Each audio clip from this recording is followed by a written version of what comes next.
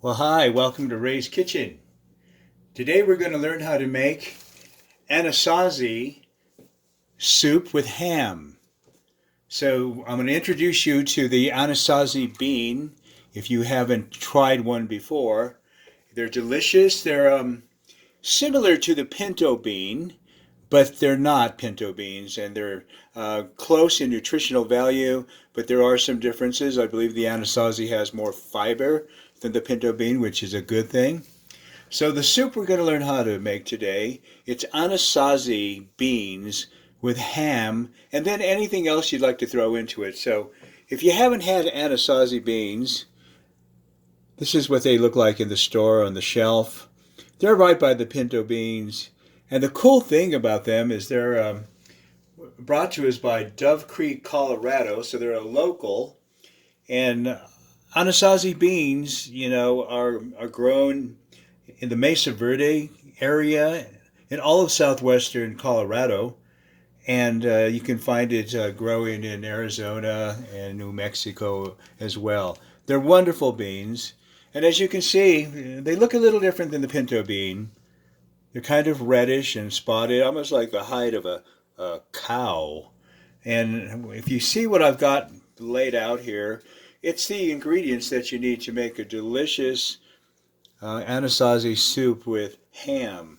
So I've got my anasazi beans, and I'm cooking just for my wife and I. So I'm only going to do 1 cup of beans, which is going to yield about um, 2.5 cups of cooked beans, which is plenty for me and my wife to enjoy. And I've got some peppers. I like to add peppers. I've got my clove of garlic, white onion. Don't leave home without it, right? And I've got a couple of ham steaks from Kroger. Inexpensive, 97% fat free. I've listed all the nutritional values of everything I've got here on the PowerPoint presentation that I'll show you a little later. So what you got to do is first you got to clean your beans, just like you would clean pintos. You just lay them on a countertop or maybe a plate, however you want to do it, and you just look for imperfection and rocks. There are rocks. Here's a rock, that I found in there, a pebble that could break somebody's tooth. Any of these imperfect beans, just take out of there. And once you've got your beans cleaned, all I'm really going to do now is add them to the water. So how much water do you add? Well, you can see this saucepan is almost full to the top, 2 inches away from the top. And what I'm going to do is I'm going to put my stovetop burner at medium high. And through the day, I will be adding water to these beans so they don't get dry up and burn. So you have to feed them water as they're cooking. And for this amount of dry beans, I'm going to say it's going to take me 3 to 3.5 hours. So I'll be here working anyway. I'll be able to add water to the beans. So I'm going to add my beans to the water. I'm going to add some salt. I've got some sea salt here that I love. I'm also going to cover my beans. Okay? That will maybe quicken the cooking time by 15 minutes or so. And so I'm going to cook the beans.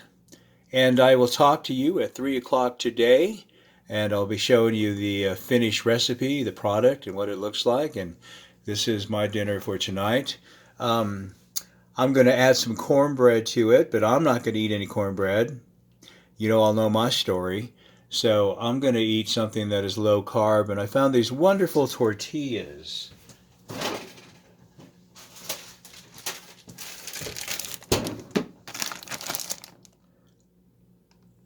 La Banderita.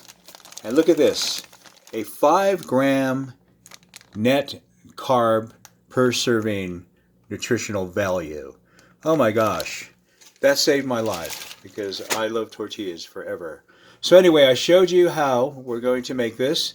And after the soup is ready, I am going to perhaps saute the onions, the garlic, and the pepper separately, and saute them real nice and put them into the soup that way. Some of you prefer raw onion, when you have a soup like this.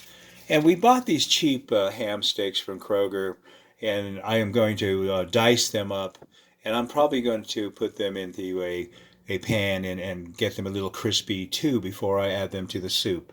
So thank you very much, and I hope you enjoy this recipe, and I'll talk to you at 3.